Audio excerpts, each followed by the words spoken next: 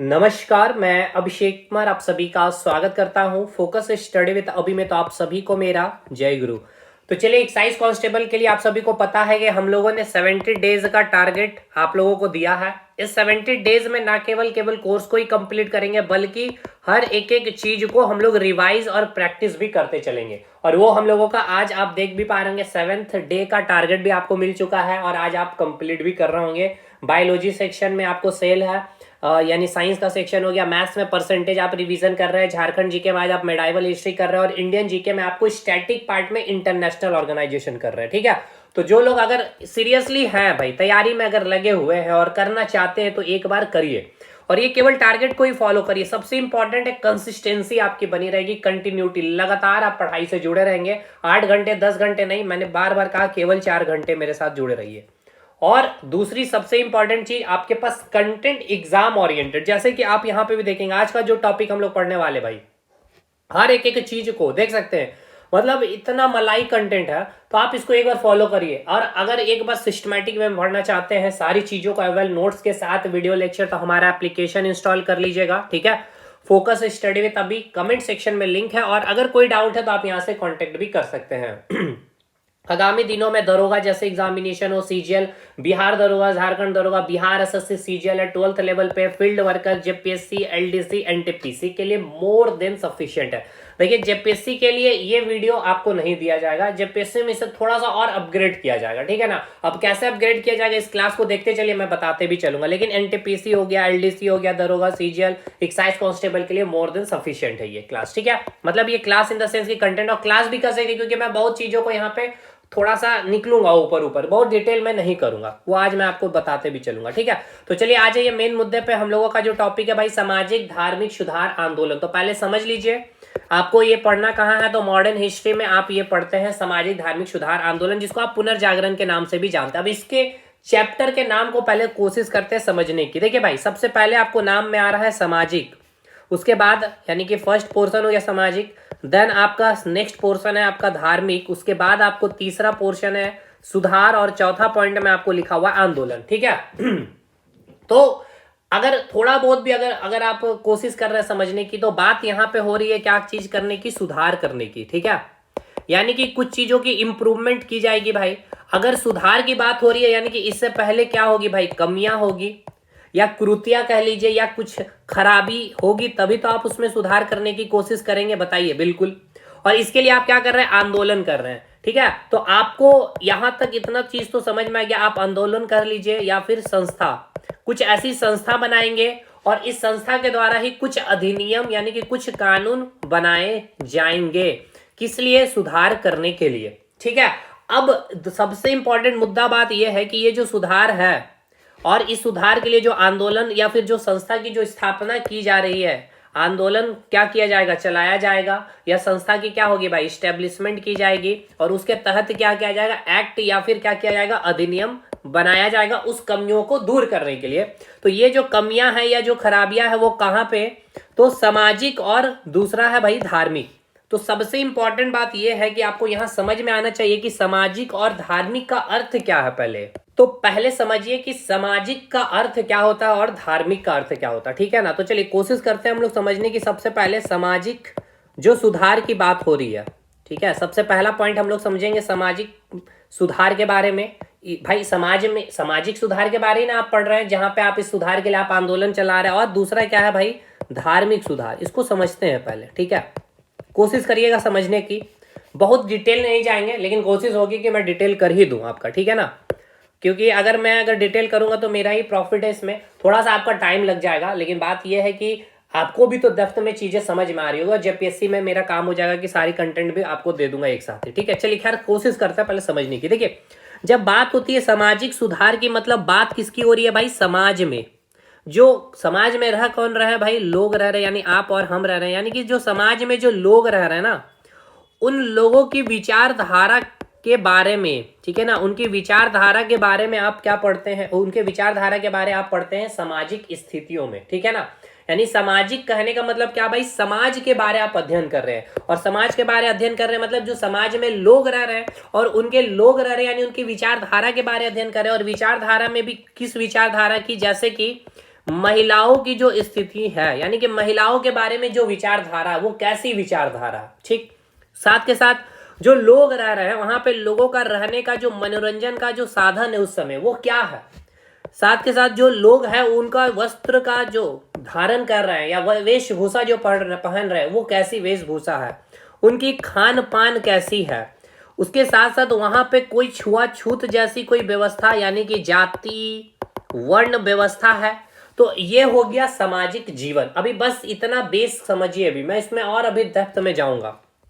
अब बात हो गई भाई धार्मिक सुधार की। तो धार्मिक सुधार करने का मतलब है कि कोई कट्टरतावादी है यहाँ पे, कोई सिद्धांत तो नहीं है, कट्टरतावादी सिद्धांत तो नहीं है, कट्टरतावादी सिद्धांत तो नहीं है। मतलब कि धर्म को लेकर के क्या कोई अस्थाई या रिजिडिटी है, मतलब कि हर एक चीज में क्या धर्म ही है, या फिर इसी धर्म के अनुसार ही आप केवल ईश्वर की प्राप्ति कर सकते हैं, क्या ऐसी स्थितियां हैं। तो इसी के बारे में आपको क्या करना है भाई, धार्मिक जीवन में पढ़ना होता है। और सामाजिक जीवन में आपको समझ में आ गया कि जो समाज में जो लोग रह रहे हैं उनका सोचने का नजरिया, सोचने का तरीका, उनकी जो विचारधारा है, ठीक है, विचारधारा कैसी है महिलाओं के बारे में, उनका मनोरंजन का साधन कैसा है, वस्त्र, भोजन, खान पान, छुआछूत, जाति व्यवस्था, वर्ण व्यवस्था क्या ऐसी है या नहीं है, यही चीज होती है सामाजिक जीवन में। और धार्मिक जीवन में आपको समझ में आ गया धर्म से आधार है, यानी कि क्या लोग यहाँ पे प्रकृति की पूजा कर रहे हैं या कोई कर्म कांड है यहाँ पे, ठीक है। क्या धर्म को लेकर के यहाँ कट्टरतावादी है कि मतलब एक रिजिडिटी है कि यही धर्म सर्वश्रेष्ठ है, इसी धर्म से ही आपको ईश्वर की प्राप्ति होगी, या जो चीज उस धर्म में बातें कह दी गई है अगर आप उसके खिलाफ जाते हैं तो पूरा समाज आपके खिलाफ हो जाएगा। यही धार्मिक जीवन में आपको पढ़ना होता है। तो ये समझ में आया पहले कि सामाजिक कहने का मतलब और धार्मिक कहने का मतलब क्या, ठीक है। तो अब यहाँ पे ये समझिए कि आप पढ़ने वाले क्या, सुधार करने वाले हैं और सुधार के लिए आंदोलन कर रहे हैं। यानी कि जो सामाजिक जो जीवन है इसमें क्या होगी भाई, कुछ खराबियां होगी, ठीक है। उस साथ के साथ इस धार्मिक जीवन में भी क्या होगी भाई, कुछ खराबी होगी।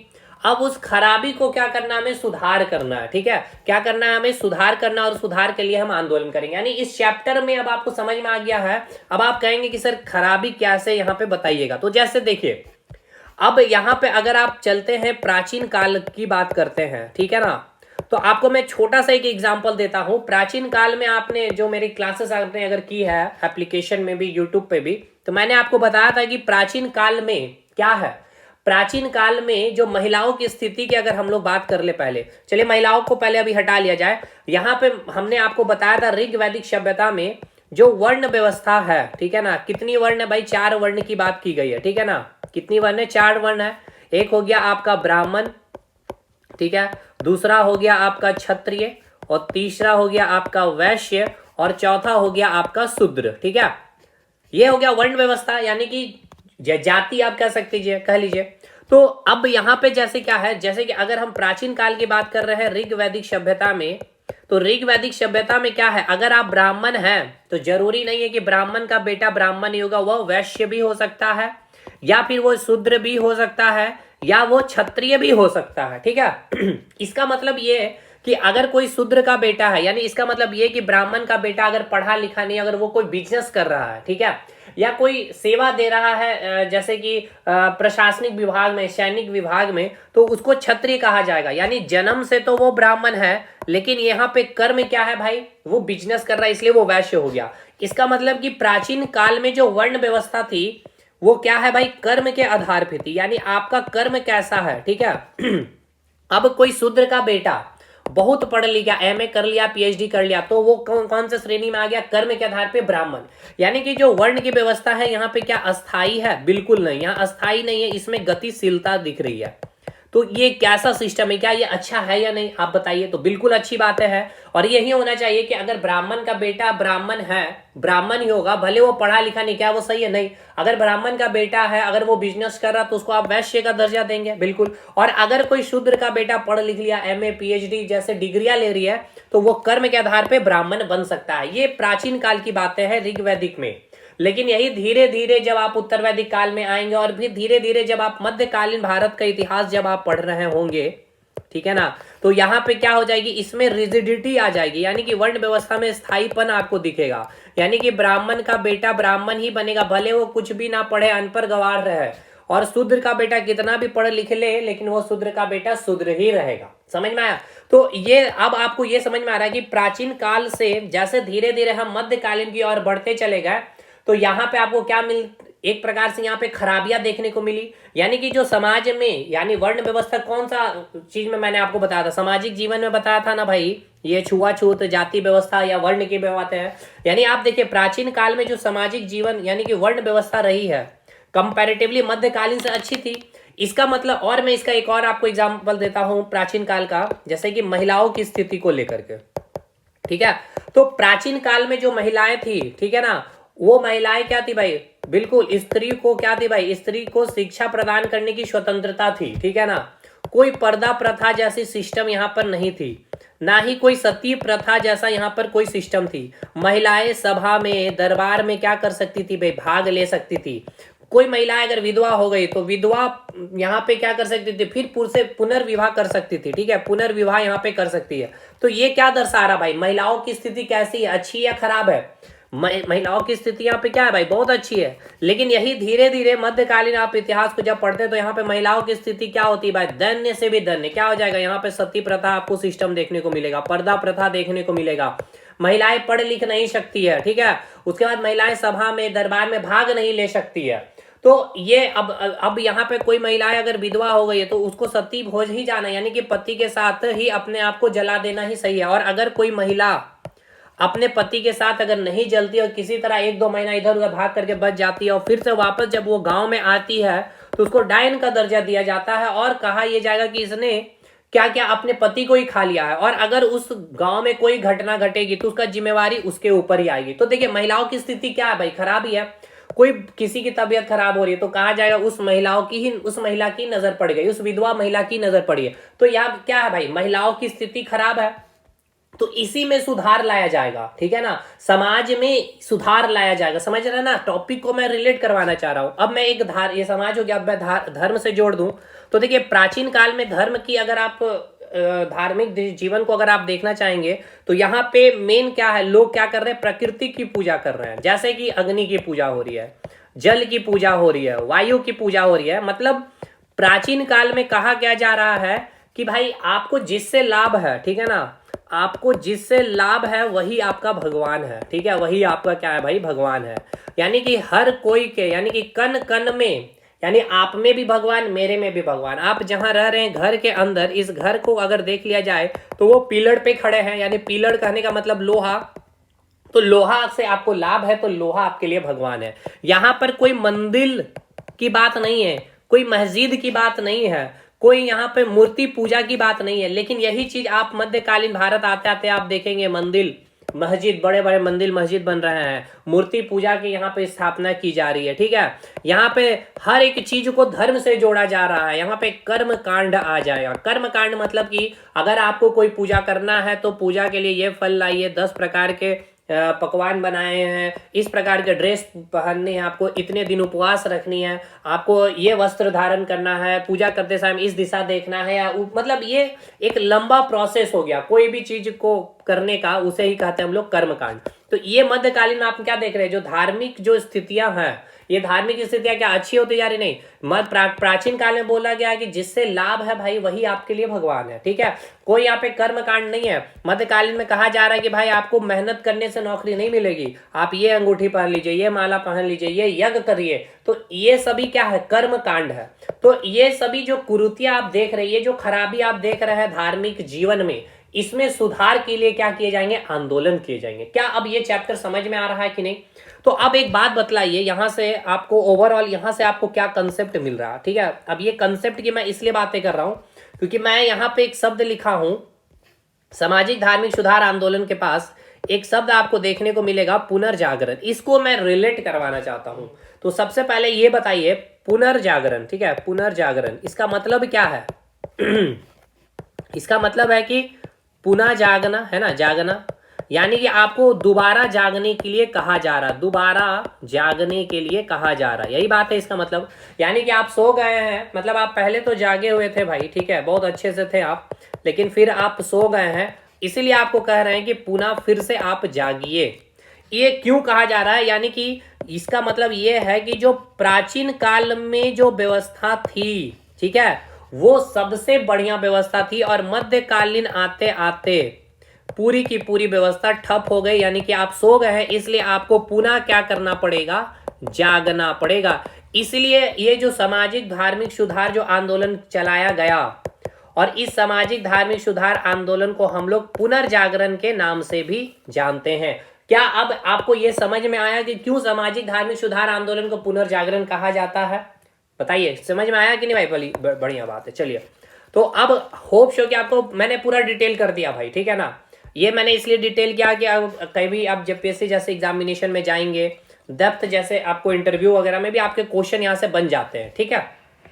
तो चलिए, पहले तो मैंने ये आपको समझा दिया ये टॉपिक क्या कह रहा है, सामाजिक और धार्मिक सुधार आंदोलन। अब ऐसे भी इसको थोड़ा सा भी तोड़िएगा तो क्या भाई, समझिए, समाज और धर्म का क्या करना है, सुधार करना, ठीक है ना। सामाजिक मतलब क्या हो गया, समाज, और धार्मिक क्या हो गया भाई, धर्म का, ठीक है ना। तो समाज का और धर्म का क्या करना है, हमें सुधार करना है, जिसके लिए हम कई सारे आंदोलन कर रहे होंगे और कई सारे सभा और संस्थाओं की स्थापना कर रहे होंगे, ठीक है। चलिए, लेकिन एक बात याद रखिएगा, जेपीएससी वाले बैच में ना मैं नोट्स अलग दूंगा। ये जो नोट्स बना है वो मैं नोट्स नहीं दूंगा, क्लासेस लेक्चर पूरे अच्छे से लेकिन सुन लीजिएगा, नोट्स आपको दूसरा मिलेगा, थोड़ा सा डेप्थ में जाके चीजें मिलेगी, ठीक है। अब एक चीज को समझिए, एक बात को, कि आज धर्म को लेकर के आप देख पाते होंगे कि कितनी ज्यादा कट्टरतावादी है कि नहीं भाई। आप देख पा रहे होंगे कि धर्म को लेकर कितना बड़ा आज विवाद भी हो जा रहा है, कई सारे युद्ध हो जा रहे हैं, आपको एनएसए भी लगा दिया जा रहा है, आपको राष्ट्रद्रोही कहा जा रहा है ना, कहा जा रहा है कि नहीं भाई। यानी कि धर्म आज धर्म के खिलाफ अगर आप कोई एक शब्द कह देते हैं तो आपको पता है ये कितना बड़ा विवाद है। और यही चीज को आप समझने की कोशिश करिए कि ये जो पुनर्जागरण है, मतलब कि आप ऐसा समझिए कि आज उस समय की बात, मतलब कि जो कुरीतियां, जो खराबियां हैं, अगर अब यहाँ पे क्या मध्यकालीन में मैंने आपको बताया सारी खराबियां, तो वहां पे हर एक चीज को क्या किया जा रहा था, धर्म से जोड़ दिया जा रहा था। मतलब आज कुछ भी चीजें हो रही है भाई तो इस धर्म के कारण ही हो रही है, ठीक है। और अगर आपको ईश्वर तक पहुंचनी है तो भाई आपको कोई एक, यहाँ पे देखिए, अब मैं आपको एक चीज को बना रहा, जैसे कि ये आपके ईश्वर हो गए भाई, ठीक है। यहाँ पे आपके होंगे भाई हिंदू, इधर हो गए आपके सिख, इधर हो गए आपके ईसाई, इधर हो गए आपके मुस्लिम, इधर हो गए आपके कोई भी धर्म ले लीजिए, जैन धर्म। देखिए, सब आ तो रहे ईश्वर के पास ही, ठीक है। इस रास्ते से भी आपको ईश्वर को पहुंचाया जा रहा है। हिंदू में भी जो रास्ते हैं वो आपको ईश्वर तक ही पहुंचा रहे हैं, और उसी प्रकार सिख में भी जो रास्ते हैं वो भी आपको कहाँ पहुंचाए जा रहे हैं, ईश्वर के पास ही पहुंचा रहे हैं, है ना। लेकिन क्या किया जा रहा है मध्यकालीन में कि आपको एक रिजिड कर दिया जा रहा है कि अगर आप हिंदू है, सिख है या ईसाई है तो आपको मुस्लिम धर्म क्या करना पड़ेगा भाई, आपको अपने धर्म में परिवर्तन करना पड़ेगा, तभी जाके आपको ईश्वर की प्राप्ति होगी। ये मध्यकालीन जब आप आते हैं तो यहाँ पे आप देख पाते हैं कि इस प्रकार से कट्टरतावादी या फिर इतनी सारी खराबियां कुरीतियां देखने को मिलेगी।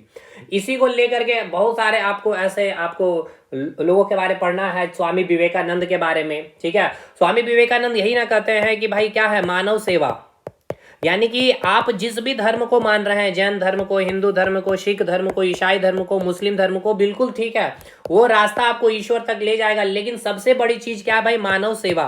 अगर आप मानव सेवा किए ही नहीं तो आपको कभी भी ईश्वर की प्राप्ति नहीं होगी। स्वामी दयानंद सरस्वती के बारे आपको पढ़ना है, राजा राम मोहन राय के बारे आपको पढ़ना है, तो ये सब चीजें हम लोग इसमें देखने वाले, ठीक है। तो खैर चलिए, यहाँ पे हो गए हम लोग। अब देखिए, पूरा ये जो प्राचीन, अब एक तो आपको ये चीज तो समझ में आया ना कि जो प्राचीन काल रहा है एक स्वर्णिम काल रहा है, यानी कि जो प्राचीन काल रहा है एक डेवलप्ड स्टेज में है प्राचीन काल, यानी कि एक विकसित स्टेज में है। कोई भी एंगल से देख लीजिए, चाहे ज्ञान के दिशा में देख लीजिए, चाहे विज्ञान के डायरेक्शन में आप देख लीजिए, या फिर साहित्य के डायरेक्शन में देख लीजिए, हर धर्म के डायरेक्शन में देख लीजिए, ये क्या है, एक डेवलप्ड स्टेज में है, विकसित एज में है। और यही मध्यकालीन आते आते ये क्या हो जाता है, एक डार्क एज बन जाता है। डार्क एज करने का मतलब क्या है कि हर चीज का इसमें क्या है भाई, नियंत्रण हो चुका है, किसका, धर्म का नियंत्रण हो गया, ठीक है। इसलिए इसको कहा जाता है अंधकार युग, मध्यकालीन इतिहास को अंधकार युग किया जाता है। लेकिन ये जो समाज में, यानी कि जो आपका चैप्टर है सामाजिक और धार्मिक जो सुधार आंदोलन हुए, ठीक है, इसकी शुरुआत सबसे पहले कहां हुई, तो 15वीं शताब्दी में इसकी शुरुआत होती है। कहां से, तो यूरोप महाद्वीप से, ठीक है ना। और यूरोप महाद्वीप के किस देश से, तो इटली से, ठीक है। तो आपसे ये सवाल पूछा जाएगा, इसलिए मैंने यहाँ पे नोट डाउन भी करके पहला पॉइंट में ही फैक्ट लिख दिया है कि देखिए कि यूरोप में 15वीं शताब्दी में क्या हुआ भाई, पुनर्जागरण हुआ। यानी कि पुनर्जागरण मतलब पुनः जागना, यानी कि सामाजिक और धार्मिक जो सुधार आंदोलन है उसी को कहा गया है पुनर्जागरण। और इसकी शुरुआत यूरोप में कहां से हुआ था, तो इटली से हुआ है, ठीक है। और एक पॉइंट देखिए यहां मैंने लिखा है कि सामाजिक धार्मिक सुधार को ही क्या कहा गया है, पुनर्जागरण के नाम से भी जानते हैं। तो भाई ये तो आपका पॉइंट क्लियर हो गया कि जो सामाजिक धार्मिक सुधार आंदोलन की जो शुरुआत हुई 15वीं शताब्दी में यूरोप महाद्वीप में, कहां से, किस देश से, इटली से। अब बात कर लिया जाए भारत से, आपसे पूछा जाए कि भारत में सामाजिक धार्मिक सुधार आंदोलन की शुरुआत कब हुई थी, तो 19वीं शताब्दी में, ठीक है। 19वीं शताब्दी में इसकी शुरुआत हो रही है। और आप ऐसे समझिए कि इसमें लोग क्या कर रहे हैं भाई, समाज में जो कुरीतियां हैं, जो खराबियां हैं, धर्म में जो खराबियां हैं, इसके लिए संस्थाएं आंदोलन करेंगे। और आपको पता होना चाहिए कि आज अभी मैंने आपको बताया कि धर्म इतना आज रिजिडिटी आप देख पा रहे होंगे, धर्म को लेकर इतना कट्टरतावादी है। अगर धर्म को लेकर के आप देखें तो कितने सारे अभी समाज में बहुत सारे क्या हो रहे हैं भाई, युद्ध हो जा रहे हैं, आंदोलन हो जा रहे हैं, मतलब कि अराजकता जैसे सिचुएशन फैल जा रही है। तो आज कोई भी कुछ बोलने से पहले कई बार सोच रहे हैं धर्म के ऊपर। और ये बात आज से पहले कब की, 19वीं शताब्दी, मतलब आज आप 21वीं शताब्दी में हैं, 200 वर्ष पहले की बात है, जहां पे लोग क्या होंगे भाई, जैसे स्वामी दयानंद सरस्वती हो गए, राजा राम मोहन राय जैसे लोग हो जाएंगे, विवेकानंद जैसे लोग हो जाएंगे, मुस्लिम यानी कि इस्लाम में भी धर्म को सुधार आंदोलन के लिए जैसे सर सैयद अहमद खान जैसे लोग होंगे जो आंदोलन करेंगे, संस्थाओं की स्थापना कर रहे होंगे। तो सोचिए कितना चैलेंज होगा उनके पास, लेकिन ये लोग करेंगे और उसमें बदलाव भी लाएंगे। तो आप उनके बारे में और उन खराबियों के बारे में आप पढ़ने जा रहे हैं, जिसके बारे में आज आप बोलने से पहले भी 10 बार सोचते हैं। समझ में अब आ गया? ये तो अब पूरा बेस मैंने बना दिया है। अब हम लोग आगे चीजों को स्टार्ट करते हैं। तो थोड़ा सा स्पेस हम लोग लेंगे भाई यहाँ पे, ठीक है ना, क्योंकि चीजें भाई एकदम डिटेल में ही पढ़ना अब, क्योंकि मैंने डिटेल अब जब कर ही दिया है तो मैं चाह रहा हूँ कि पूरा डिटेल में ही चीजों को लेकर के चलूँ, ठीक है। चलिए भाई, बस नोट्स में डिफरेंस होगा, आप जेपीएससी में थोड़ा अलग ही जाएगा नोट्स, और इधर जब आपका एनटीपीसी है, एक्साइज कांस्टेबल दरोगा जैसे एग्जामिनेशन हो, चाहे सीजीएल वगैरह में, आपको मैं यही नोट्स आपको दे दूंगा, ठीक है। चलिए, तो अब समझ में आ गया कि इस पुनर्जागरण की सबसे पहले शुरुआत कब हो रही है, 15वीं शताब्दी में। और 15वीं शताब्दी में कहां से इसकी शुरुआत हो रही है, तो भाई यूरोप से, ठीक है। और यूरोप में भी अगर आपसे पूछ लिया जाए तो कहां पे, कौन से देश से, तो इटली से। मतलब इसका मतलब ये है कि अब यूरोप के जो लोग हैं ना, कोई भी चीज को धर्म से नहीं जोड़ रहे हैं तुरंत, उसके ऊपर क्या किया जा रहा है भाई, कुछ नियमों को, यानी कि प्रकृति, जैसे कि अगर आप, जैसे कि आप बैठे हुए हैं और आपके ऊपर क्या है भाई, सेब गिर गया, ठीक है, तो बोलेंगे भाई ईश्वर की कृपा है। तो आपने क्या किया, इसको भगवान से जोड़ दिया, यानी धर्म से जोड़ दिया, लेकिन इसके पीछे लॉजिक क्या है, गुरुत्वाकर्षण का नियम। तो वही हो रहा है यहाँ पे। अब ये लोग क्या कर रहे हैं, उस सेब को गिरे हुए तुरंत ये नहीं जोड़ा जा रहा है, या फिर तुरंत ये नहीं किया जा रहा है, या आंख बंद करके उसको एक्सेप्ट नहीं कर लिया जा रहा है, क्या धर्म से देखा जा रहा है, क्या प्रकृति का कोई नियम है वहां पे। तो इसी नियम से आप देखेंगे, यानी कि ये जो पुनर्जागरण है, इस पुनर्जागरण से ना केवल सामाजिक, ना केवल आपके धार्मिक सुधार होंगे, बल्कि कई सारे नए खोज भी आपको देखने को मिलते हैं इस 15वीं शताब्दी में, यानी कि इस पुनर्जागरण में, जिसमें आपको गिरता हुआ सेब में आप देखेंगे कि न्यूटन साहब आएंगे और न्यूटन साहब यहीं पे गुरुत्वाकर्षण के नियम का भी खोज करेंगे। तो कई सारे खोज, या कहा जाए कई सारे आविष्कार भी इसी पुनर्जागरण के माध्यम से 15वीं शताब्दी में देखने को मिलता है, ठीक है। और भारत में अगर बात कर लिया जाए तो भारत में इसकी शुरुआत पुनर्जागरण की कब होती है, 19वीं शताब्दी में। और इसी क्रम में हम लोगों को पढ़ना है भारत के ये परिपेक्ष में। तो चलिए हम लोग एक एक करके स्टार्ट करते हैं। तो सबसे पहले व्यक्ति आएंगे राजा राम मोहन राय। उनके बारे हम लोग देखते हैं, उनके बारे सुनते हैं और उनके बारे समझते हैं कि उन्होंने क्या चीजें की है समाज में और धर्म में सुधार लाने के लिए, ठीक है। तो सबसे पहले व्यक्ति का नाम हम लोग लिखते हैं राजा राम मोहन राय, ठीक है, राजा राम मोहन राय, राजा राम मोहन राय, ठीक है, राजा राम मोहन राय। तो ध्यानपूर्वक सुनिएगा, चीजों को समझते हुए हम लोग खत्म करेंगे, ठीक है। तो राजा राम मोहन राय के बारे में आपने सुना भी होगा, इन्होंने ब्रह्म समाज की स्थापना की थी, ठीक है ना। तो केवल उतना ही नहीं छोड़ना भाई, एकदम डिटेल में हम लोग चलते हैं, इसको खत्म करते हैं, ठीक है। राजा राम मोहन राय का अगर जन्म की बात किया जाए तो 1772 में इनका जन्म होता है, कहाँ पे, कलकत्ता में, ठीक है। और इन्होंने भी मूर्ति पूजा का बहिष्कार किया था, ठीक है। मूर्ति पूजा का इन्होंने क्या किया था, बहिष्कार किया था। और मूर्ति पूजा का बहिष्कार करना ये 17वीं, मतलब समझिए 1772 यानी कि 18वीं शताब्दी की बात है। इस समय आप क्या है भाई, चरम सीमा में है धर्म, यानी कि हर एक चीज में धर्म है। तो इस कारण आप मूर्ति पूजा का बहिष्कार आज के समय में, आज अभी के समय में भी आप अपने घर में अगर मूर्ति पूजा का बहिष्कार कर लीजिए तो आपको घर से बाहर निकाल दिया जाएगा, है ना। तो इस समय राजा राम मोहन राय मूर्ति पूजा का बहिष्कार कर, इस कारण इनके पिताजी इनको घर से बाहर निकाल दिया और ये अपना ऑलमोस्ट जीवन जो है अपने भाई के साथ और इनके भाई जो रहे, इनके जो वाइफ यानी कि इनकी जो भाभी रहे उनके साथ ही रहे।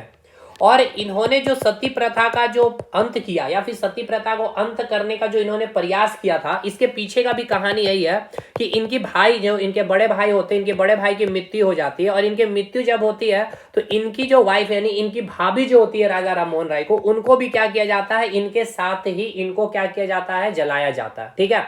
और इस कारण राजा राम मोहन राय इसका काफी विरोध करते हैं, काफी चिल्लाते हैं। लेकिन अब ये भाई समझिए, इनकी भाभी खुद स्वतः जलना चाह रही है। मैंने आपको बताया कि इस समय विधवा अगर हो रही है कोई औरत तो उसकी सिचुएशन बहुत अच्छी नहीं है समाज में, लोग उसको बहुत ही खराब नजरों से देख रहे हैं। तो इसलिए उनको जिंदा रहने से अच्छा है कि पति के साथ ही अपने आप को जला लेना। तो ये जो सिचुएशन राजा राम मोहन राय देखे, उसके बाद ही इन्होंने ठान लिया था कि जो सती प्रथा जैसी जो कुरीतियां हैं या जो खराबियां है उसको हटाया जाएगा। और इनकी एक प्रसिद्ध पुस्तक है संवाद कौमुदी। ठीक है, हम लोग नोट्स में भी देखेंगे संवाद कौमुदी।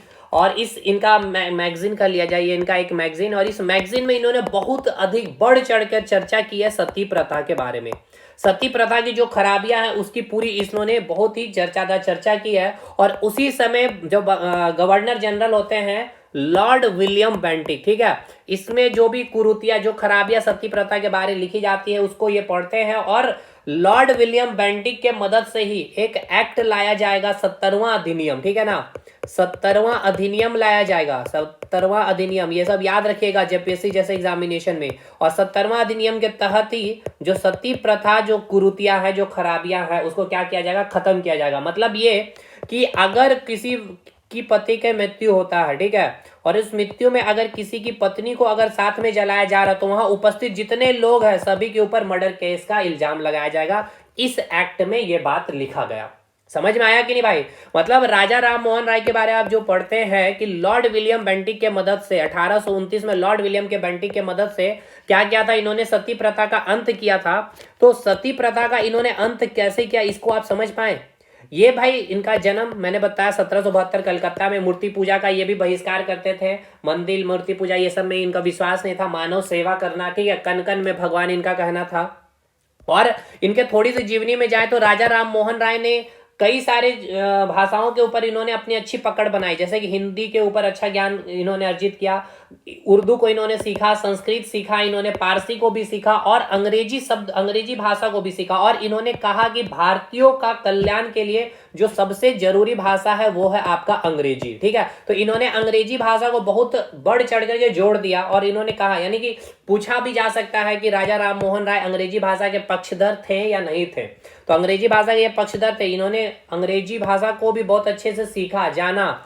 उसके बाद हिंदी भाषा हो, संस्कृत हो, पारसी हो, उर्दू भाषा को भी इन्होंने सीखा। लेकिन इसके साथ साथ इन्होंने अंग्रेजी भाषा को बढ़ चढ़ के क्या किया भाई, प्रोत्साहित किया। और इन्होंने ये भी कहा कि भारत के कल्याण के लिए जो भाषा जरूरी है वो भाषा कौन सी है भाई, अंग्रेजी भाषा है। ठीक है, ये हो गया आपका।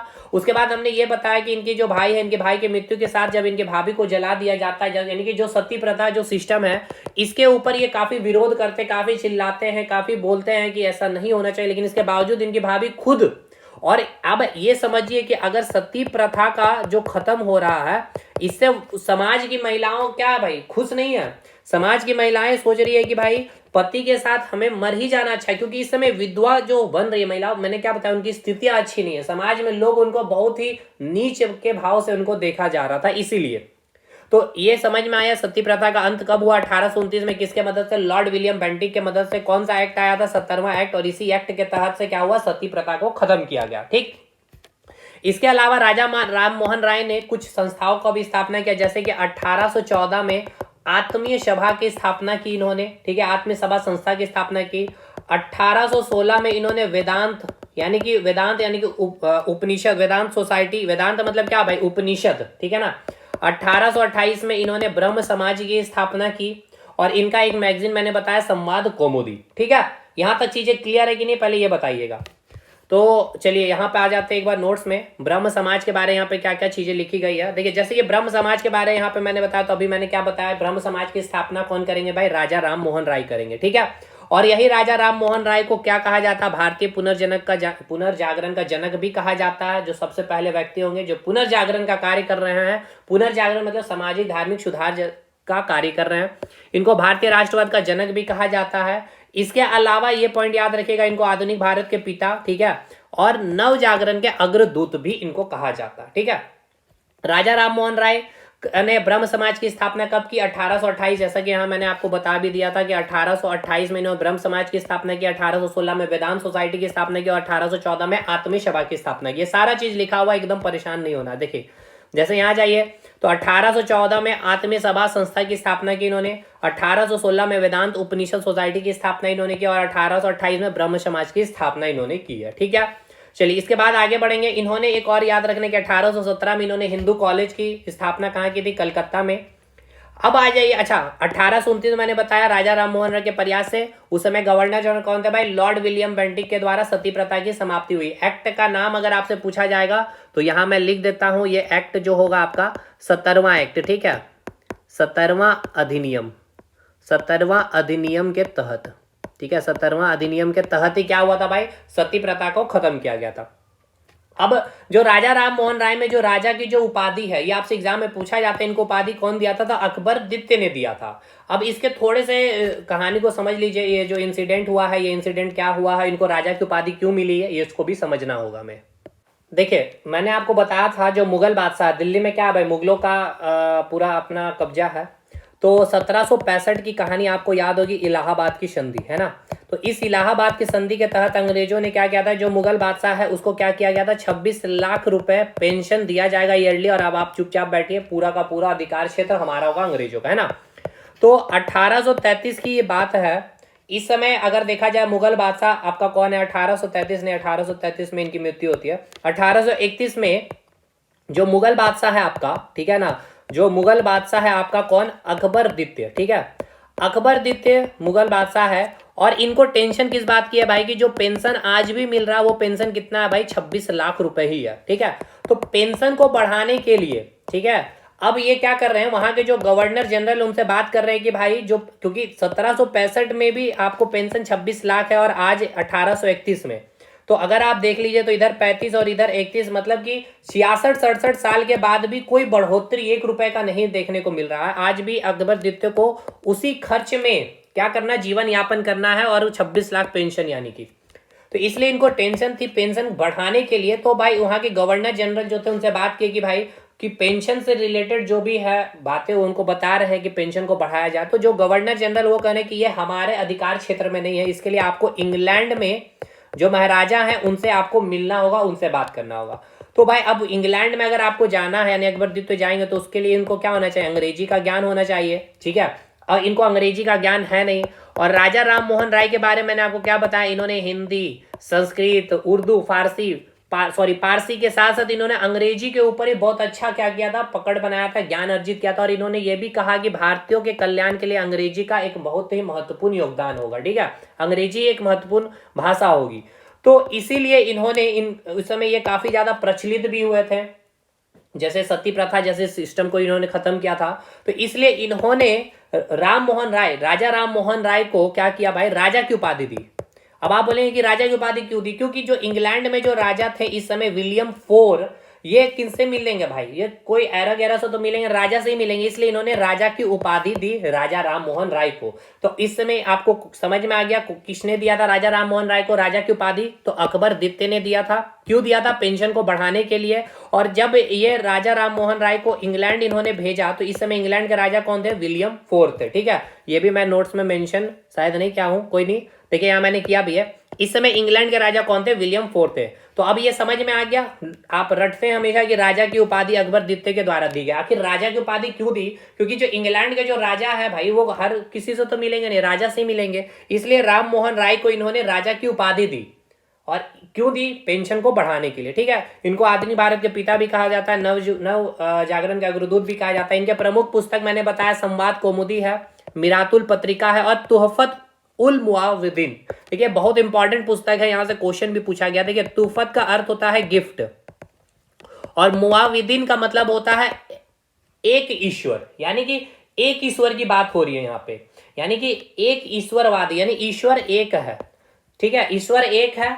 आप जिस धर्म को एक्सेप्ट किए उसी धर्म के मार्ग पे चलिए, आपको ईश्वर की प्राप्ति हो जाएगी। इसके लिए आपको धर्म परिवर्तन करने की जरूरत नहीं है। एक यानी एक ईश्वर, इसका अर्थ यही होता है। ठीक है, तो एग्जाम में आपसे पूछ लिया जाए संवाद कौमुदी, ठीक है, के रचना, मैगजीन के रचना कौन की है, तो राजा राम मोहन राय। मिरातुल पत्रिका राजा राम मोहन राय। तोहफतुल मुअव्विदीन ये भी वही। अच्छा, इसमें आपको पूछा जा सकता है अगर बहुत डेप्थ में जाके क्वेश्चन, कि इस पुस्तक में जो राजा राम मोहन राय ने किस धर्म के बारे में बहुत अधिक चीजों को विस्तार से लिखा था, तो ईसाई धर्म जो है ना उनके बारे में इन्होंने बहुत ज्यादा डिटेल में लिखा था। ठीक है, जिसके कारण जो ईसाई धर्म के जो लोग थे, या फिर कह लिया जाए जो अंग्रेज जो थे, वो राजा राम मोहन राय से काफी प्रभावित थे। क्योंकि जब ये कहाँ गए थे भाई, इंग्लैंड गए थे ना, अकबरदित्त ने इनको भेजा था, अकबरदित्त ने इनको भेजा था कि पेंशन बढ़ाने की बात करने के लिए, इसलिए वहां के जो अंग्रेज थे इनसे काफी प्रभावित थे राजा राम मोहन राय से। ठीक है, और लेकिन इनकी मृत्यु 1833 में हो जाती है। यहाँ पे आप देख सकते हैं, यहाँ मैंने लिखा भी है कि जस्ट 1833 में इंग्लैंड में ही इनकी क्या हो जाती है, मृत्यु हो जाती है, लंदन में। तो अब समझिए ये गए कब थे, ये 1800, एक मिनट, इनको अकबरदित्त ने भेजा था 1831 में। ठीक है, 1831 में इनको भेजा था इंग्लैंड। ठीक है, किस लिए, इनको पेंशन की बढ़ोतरी के लिए। लेकिन ऐसा नहीं कि वो तुरंत आ गए, ये वहीं रह गए, इंग्लैंड में ही रह गए, क्योंकि इनकी लोकप्रियता लंदन में भी काफी ज्यादा थी। क्योंकि इन्होंने जो पुस्तक लिखी थी ना, तोहफत उल मुआविदीन, जो मैंने कहा, इसमें ईसाई धर्म के बारे काफी ज्यादा इन्होंने प्रचार प्रसार भी किया था। इसीलिए उनको कहा भी गया था कि आप भाई ईसाई धर्म को स्वीकार कर लीजिए। इसलिए इन्होंने कहा कि भाई कोई जरूरत नहीं है, इसका मतलब ही क्या है, ईश्वर एक है। मतलब इनकी विचारधारा जो राजा राम मोहन राय है, वहां के जो लोग हैं, लंदन के जो लोग, वो लोग इतने प्रभावित हो रहे कि इंडिया में भी ऐसे लोग हैं, इतने समझदार, इतने अच्छे विचारधारा के लोग हैं। और इंग्लैंड से बहुत सारे पॉप जा रहे हैं ना भाई भारत ईसाई धर्म का प्रचार प्रसार करने के लिए, अपनी विचारधारा को ठीक करिए भाई। उससे अच्छी विचारधारा तो भारत में ऑलरेडी लोग वहां पे उपलब्ध है। इसलिए उनकी जो रिस्पेक्ट बोलिए राजा राम मोहन राय की, इंग्लैंड में भी बहुत ज्यादा बढ़ चुकी थी। लेकिन फाइनली 1833 में इनकी तबियत खराब होती है और इनके यहाँ पे मृत्यु हो जाती है। और ये जो ब्रह्म समाज है, ठीक है ना, इस ब्रह्म समाज को आगे कंटिन्यू करने के लिए एक व्यक्ति आपको नाम याद रखना है, देवेंद्रनाथ टैगोर। ठीक है, मैं लिख देता हूं इसको अच्छे से। व्यक्ति का नाम है देवेंद्रनाथ टैगोर। ठीक है, क्या नाम है भाई, देवेंद्रनाथ टैगोर ने काम किया था, इस संस्था को आगे चलाने का काम किया। और देवेंद्रनाथ टैगोर ने एक पुरोहित, देवेंद्रनाथ टैगोर कौन है भाई, रविन्द्रनाथ टैगोर के पिताजी है। और देवेंद्रनाथ टैगोर ने केशव चंद्र सेन को, याद रखिएगा, केशव चंद्र सेन को क्या किया था, ब्रह्म समाज जो संस्था है उसका पुरोहित बनाया था। ठीक है, उसका क्या किया था, इन्होंने पुरोहित बनाया था। मैंने क्या बताया भाई, आ जाइए एक बार फिर से। जो ब्रह्म समाज आप जो देख रहे हैं, ब्रह्म समाज को जो, एक मिनट, ब्रह्म समाज को, एक मिनट, पेन नहीं काम कर रहा। मैंने ये कहा आपको कि ब्रह्म समाज को आगे जो कंटिन्यू किया, क्योंकि राजा राम मोहन राय की मृत्यु हो गई भाई लंदन में 1833 में। इसके बाद इस संस्था को आगे लेके जाने का जो काम किया, किसने किया, देवेंद्रनाथ टैगोर ने किया। ठीक है, देवेंद्रनाथ टैगोर ने किया था, देवेंद्रनाथ टैगोर ने किया था। और देवेंद्रनाथ टैगोर ने केशव चंद्र सेन को, ठीक है ना, केशव चंद्र सेन को क्या किया था, पुरोहित नियुक्त किया था। केशव चंद्र सेन को क्या किया था, पुरोहित नियुक्त किया था। ठीक है, केशव चंद्र सेन को क्या किया था, पुरोहित नियुक्त किया था। समझ में आ गया यहां तक चीजें, ठीक है। तो भाई चलिए, यहाँ नोट्स भी आपको हर एक चीज मैंने बता दिया, जो चीज नहीं लिखी यहाँ मैंने बता ही दिया, सारा चीज लिखा ही है। अब यहाँ पे देखिए, जैसे कि भारत में पुनर्जागरण कब स्टार्ट हुआ था, 19वीं शताब्दी में प्रारंभ हुआ था। ठीक है, ये तो मैंने आपको बता ही दिया।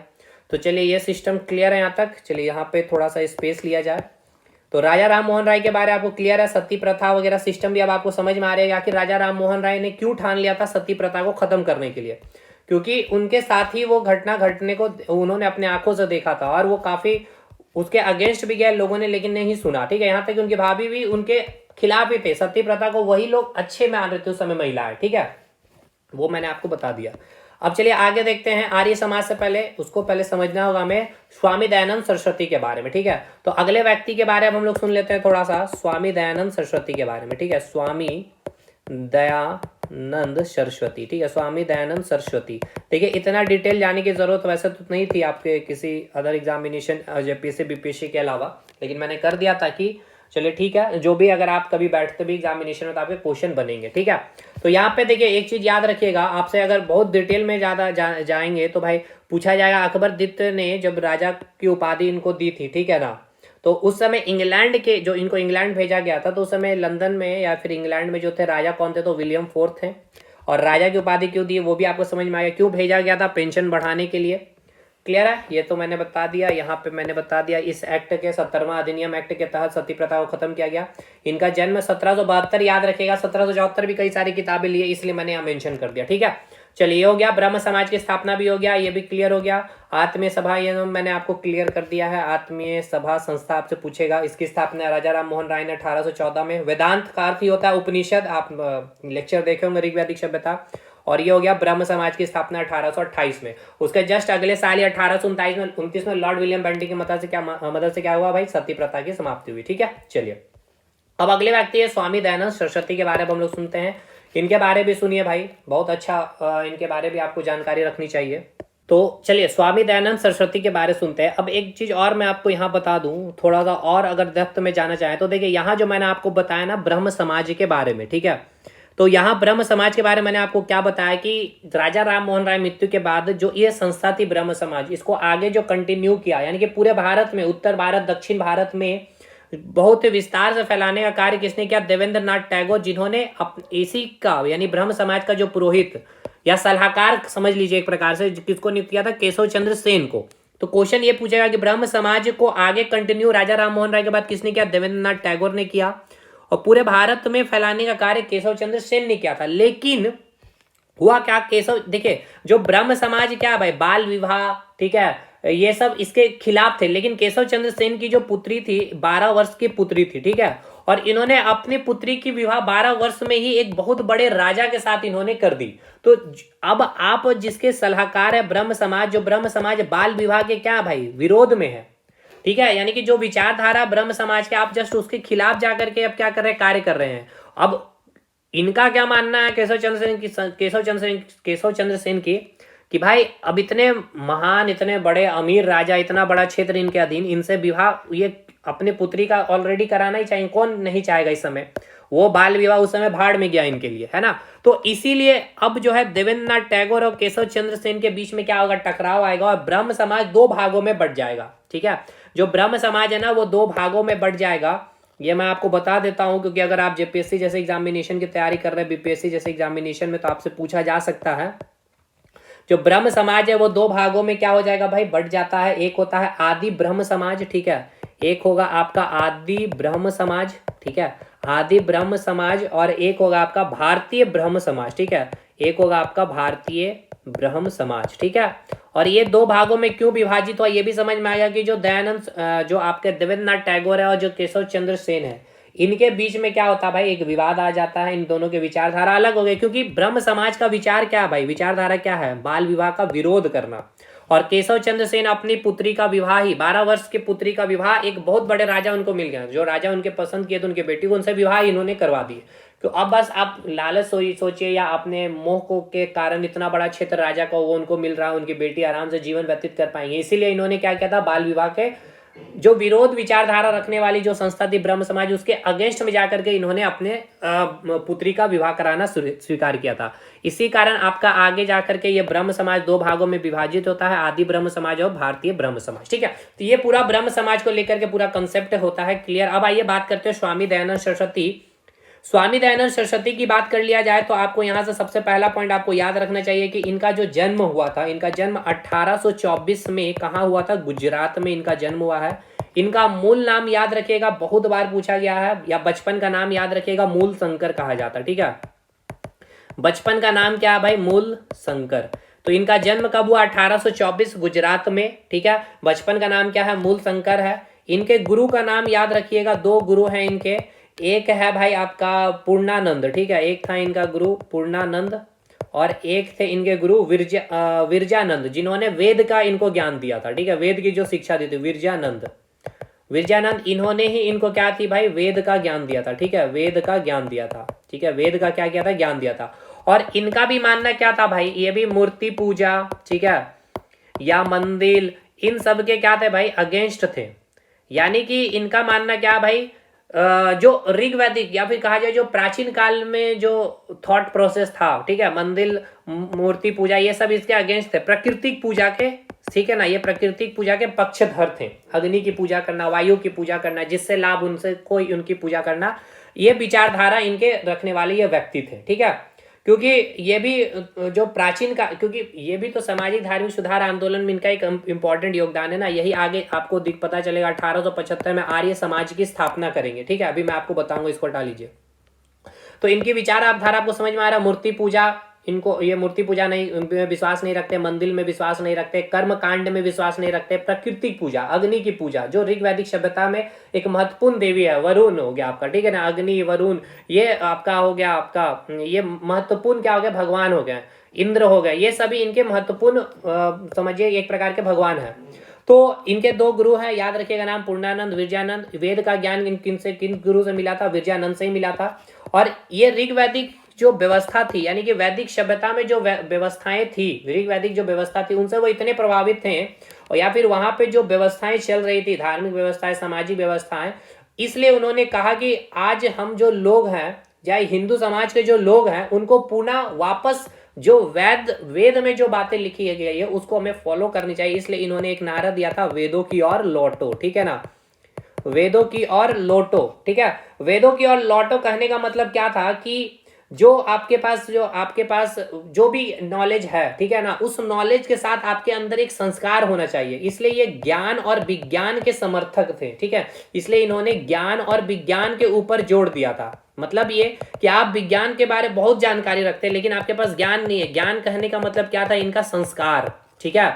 आप बहुत ज्यादा ज्ञानी है, लेकिन एक बड़े का रिस्पेक्ट आप नहीं कर पा रहे, बाहर से कोई लोग आए उनसे आप रिस्पेक्टफुली बात नहीं कर पा रहे, तो वो विज्ञान कोई काम का नहीं है।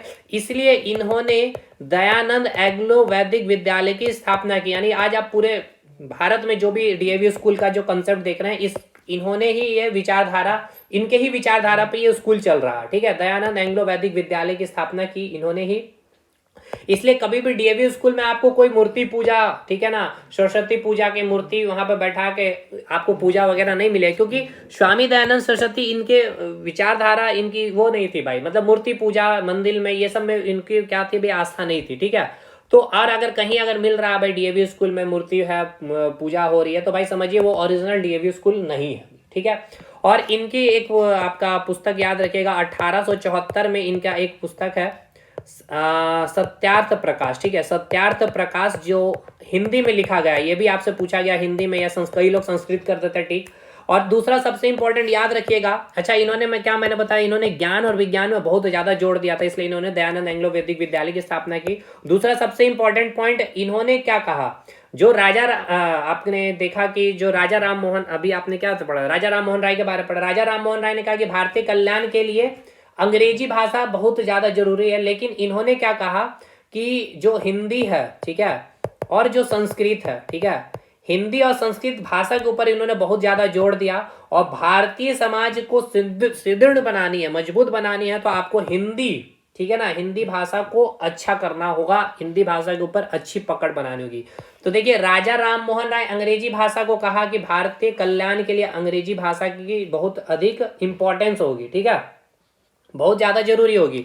और इन्होंने क्या कहा कि हिंदी भाषा बहुत ज्यादा जरूरी है भारत को एक सुदृढ़, एक मजबूत देश बनाने के लिए, एक मजबूत राष्ट्र बनाने के लिए। और इनका जो मानना था, जैसे थोड़े ये आप बोल सकते हैं हिंदू कट्टरवादी थे, इनका ये मानना था कि ईश्वर तो एक है, ठीक है, और अगर आपको ईश्वर की प्राप्ति करनी है तो आपको हिंदू धर्म को ही स्वीकार करना पड़ेगा, ठीक है। तो इसीलिए इन्होंने एक आंदोलन चलाया था, शुद्धि आंदोलन। ये भी आपसे एग्जाम में पूछा जाता है मेरे भाई, ठीक है। शुद्धि आंदोलन में क्या था कि अगर कोई लोग हिंदू से, ठीक है, हिंदू धर्म से मुस्लिम धर्म को स्वीकार कर लिए, सिख धर्म को स्वीकार कर लिए, ईसाई धर्म को स्वीकार कर लिए, तो आप इस आंदोलन से वापस पुनः हिंदू धर्म को स्वीकार करके आप ईश्वर की प्राप्ति कर सकते हैं। तो कई बार पूछा गया शुद्धि आंदोलन का उद्देश्य क्या है, ये समझ में आ गया। किसके द्वारा चलाया गया था भाई, तो स्वामी दयानंद सरस्वती के द्वारा चलाया गया था। और इसी प्रकार का आंदोलन यूरोप में मार्टिन लूथर ने भी किया था। कई ऐसे कार्य किए थे जो दयानंद सरस्वती ने किए थे, इसीलिए इनको कहा जाता है भारत का मार्टिन लूथर, ठीक है, भारत का मार्टिन लूथर भी इनको कहा जाता है। ये सब नोट्स में लिखा हुआ, ठीक है, क्लियर है। जिस प्रकार के धार्मिक सुधार आंदोलन इन्होंने भारत में किए थे, वैसे ही धार्मिक सुधार आंदोलन मार्टिन लूथर ने भी किया था, इसलिए इसको कहा जाता है भारत का मार्टिन लूथर, ठीक है, क्लियर है। तो चलिए अब आ जाइए एक बार नोट्स में पहले। और यहीं पे अच्छा एक चीज और, जैसे कि मैंने बताया कि ये क्या था भाई, ऋग वैदिक कालीन सभ्यता से काफी ज्यादा मतलब कि बोल सकते हैं कि प्रभावित हैं। तो इसलिए इन्होंने माना कि भारतीय समाज की जो स्थापना है आर्यों ने की, इसलिए 1875 में इन्होंने आर्य समाज की स्थापना की थी। ठीक है, आपसे पूछेगा आर्य समाज की स्थापना कब और किसने की, तो स्वामी दयानंद सरस्वती ने। चलिए आ जाइए एक बार फटाफट चीजों को हम लोग रिवाइज कर लेते हैं। पहले ये अपना जो चीज हमने लिखा वहां से रिवाइज करते हैं। तो चलिए भाई ग्रीन कलर से करते हैं। 1824 में गुजरात में इनका जन्म हुआ। मूल शंकर इनका नाम है बचपन का। इनके गुरु है पूर्णानंद और विरजानंद। विरजानंद से इनको वेद का ज्ञान मिला है। वेदों की ओर लौटो इनका ही स्लोगन है। इन्होंने ज्ञान और विज्ञान पे जोड़ दिया था, इसलिए इन्होंने दयानंद एंग्लो वैदिक विद्यालय की क्या की थी, स्थापना की थी। और ज्ञान का अर्थ मतलब समझ पा रहे होंगे संस्कार। 1874 में इन्होंने सत्यार्थ प्रकाश जो एक पुस्तक है इनके संपादक रहे। ये हिंदी भाषा में इन्होंने इसकी रचना की थी। और इन्होंने हिंदी भाषा और संस्कृत भाषा का ज्ञान अर्जित किया था। और इन्होंने हिंदी भाषा को काफी अधिक जोड़ दिया था भारत को एक कल्याणकारी राष्ट्र या सुदृढ़ राष्ट्र बनाने के लिए। ठीक है, और इन्होंने ही क्या किया था, शुद्धि आंदोलन चलाया था। शुद्धि आंदोलन का मैंने उद्देश्य बताया था कि जो लोग भी हिंदू धर्म से मुसलमान, ईसाई, सिख, जैन धर्म को एक्सेप्ट कर लिए, अब ये इन्होंने आंदोलन इसलिए चलाया क्योंकि इनका कहने का मतलब ये था कि ईश्वर एक है और ईश्वर की प्राप्ति केवल हिंदू धर्म से ही होगी आपकी। और हिंदू धर्म स्वीकार करने या हिंदू धर्म में आपको परिवर्तन होना इतना आसान कार्य नहीं है। आप मुस्लिम धर्म में आपको कन्वर्ट कर लिया जाएगा, ईसाई धर्म में कन्वर्ट कर लेगा, बहुत आसान है। लेकिन हिंदू धर्म में कन्वर्ट करना आसान नहीं है, इसलिए हम एक आंदोलन चला रहे हैं। इस आंदोलन के तहत जो लोग हिंदू से मुस्लिम, सिख, ईसाई धर्म में परिवर्तन हो चुके हैं तो वापस वो हिंदू धर्म में परिवर्तन हो सकते हैं इस आंदोलन के माध्यम से। समझ में आया। और इनको भारत का मार्टिन लूथर भी कहा जाता है। क्यों, ये मैंने बता दिया आपको। चलिए अब आ जाइए एक बार फटाफट रिवाइज कर लेते हैं आर्य समाज की बातें हम लोग। दयानंद सरस्वती इसके फाउंडर है। शुद्धि आंदोलन इन्होंने ही चलाया था 1875 में बॉम्बे में। दयानंद सरस्वती ने आर्य समाज की स्थापना की। मूल नाम मूल शंकर है। भारत का मार्टिन लूथर भी इनको कहा जाता है। नारा इन्होंने दिया था वेदों की ओर लौटो, और भारत और भारतीयों के लिए ही इन्होंने ही कहा था। इनका एक पुस्तक है सत्यार्थ प्रकाश जो हिंदी भाषा में लिखी गई 1874 में। अब एक पॉइंट यहाँ पे एड ऑन कर लीजिएगा, दयानंद सरस्वती के बारे में यहाँ पे मैंने कुछ लिखा है तो एक बार देख लिया जाए भाई। दयानंद सरस्वती के बारे में यहाँ मैंने नहीं लिखा है तो मैं आपको यहाँ पे बता देता हूँ दयानंद सरस्वती के बारे में। इन्होंने किस भाषा पे अधिक जोर दिया था, तो दयानंद सरस्वती के बारे में लिख देता हूँ इस पॉइंट को भी, क्योंकि ये इंपॉर्टेंट है, ये पूछा जा सकता है। इन्होंने हिंदी भाषा, इसको यहाँ से पहले हटा लिया जाए, ठीक है। चलिए, इन्होंने हिंदी भाषा पे काफी अधिक जोर दिया था। इन्होंने हिंदी और संस्कृत भाषा पे, ठीक है, हिंदी संस्कृत भाषा पे जोर दिया था। ठीक है, हिंदी और संस्कृत भाषा पे क्या किया था, इन्होंने जोर दिया था। एक मिनट भाई, पेन नहीं चल रहा। ठीक है, तो आपसे अगर पूछ लिया जाएगा तो हिंदी और संस्कृत भाषा पे इन्होंने क्या किया था, जोड़ दिया था। ठीक है, और राजा राम मोहन राय ने किस भाषा पे जोड़ दिया था, अंग्रेजी भाषा पे इन्होंने जोड़ दिया था। इसीलिए इनको कहाँ भेजा गया था, इंग्लैंड भेजा गया था, जहाँ पे किसने भेजा था, अकबर द्वितीय ने भेजा था। राजा की उपाधि दी थी उस समय। इंग्लैंड का राजा कौन थे, विलियम फोर्थ थे। चलिए, ये हो गया आपका। अब स्वामी विवेकानंद के बारे में हम लोग थोड़ा सा जानकारी ले लेते हैं। चलिए, स्वामी विवेकानंद का क्लास हम लोग नेक्स्ट क्लास में देखेंगे, क्योंकि क्लासेस काफी लंबी हो गई है। और देखिए, ये मैंने पूरा डेप्थ में कर दिया है, क्योंकि ये क्लास में जेपीएससी में डाल दूंगा। ठीक है, तो अब जैसे कि आप में से कई सारे स्टूडेंट हो सकते हैं कि भाई आप में जैसे केवल एक्साइज कांस्टेबल वगैरह के लिए ही होंगे, ठीक है ना, तो ये नोट्स आपका अपलोड हो जाएगा, सारा चीज यहाँ पे लिखा हुआ, सारे सोसाइटी वगैरह। अब देखिए, ये जो आप बहुत बार आपके देखिए माइंड में डाउट होगा, अगर डेप्थ में जाके पढ़ने से क्या होता है, जैसे कि थियोसॉफिकल सोसाइटी है ना, महिला हेलेना ब्लावाट्स्की और अमेरिकन निवासी हेनरी लिश अल्कार्ड के द्वारा किया गया था। लेकिन आपको यहाँ पे कई जगह आपको एनी बेसेंट भी मिलेगा, तो एनी बेसेंट का भी स्टोरी आपको समझना होगा भाई, कि ये जो थियोसॉफिकल सोसाइटी है, जो अमेरिकी ब्लावाट्स्की और जो अल्कार्ट है, ये अमेरिकी ठीक है लोग हैं, जो हिंदू जो भारत में जो हिंदू जो धर्म है इनसे इतने प्रभावित थे, तो उसके प्रचार प्रसार के लिए इन्होंने अमेरिका में थियोसॉफिकल सोसाइटी की स्थापना की। लेकिन जब इनकी मृत्यु हो जाती है तो इनकी मृत्यु के बाद जो इसके अध्यक्ष बनाए जाते हैं एनी बेसेंट, जो हिंदू धर्म को स्वीकार की थी, ठीक है ना, तो इस कारण ये एनी बेसेंट से जोड़ करके थियोसॉफिकल सोसाइटी में एग्जाम में कई बार इसको सही आंसर माना जाता है। तो देखिए, ये सब हम लोग नेक्स्ट क्लास में इसका डिस्कशन कर लेंगे, और फुल मैं जो है अपडेट भी कर दूंगा नोट्स को, तो वो नोट्स और ये नोट्स, ठीक है, मिला करके आपको अपलोड कर दिया जाएगा एप्लीकेशन में।